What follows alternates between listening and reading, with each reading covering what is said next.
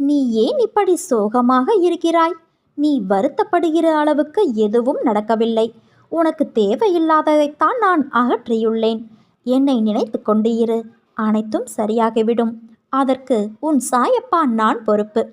என் பிள்ளை, நீ கீழே விழும் நேரத்தில் என் கைகள் உன்னை தாங்க வரும். நீ வீழ்வதை பற்றி எண்ணாமல் வாழ்வதை பற்றி எண்ணு. உன்னை தூக்கிவிட அனைத்திலும் மேலான உன் சாயப்பா இருக்கிறேன் என்பதை நீ மறந்து விடாதே. உன்னை விடாது விரட்டுகிறது விதி. ஆனால் ஒவ்வொரு முறையும் நீ விளையாட்டாக கடந்து வருகிறாய். இனி விதியா விளையாட்டா?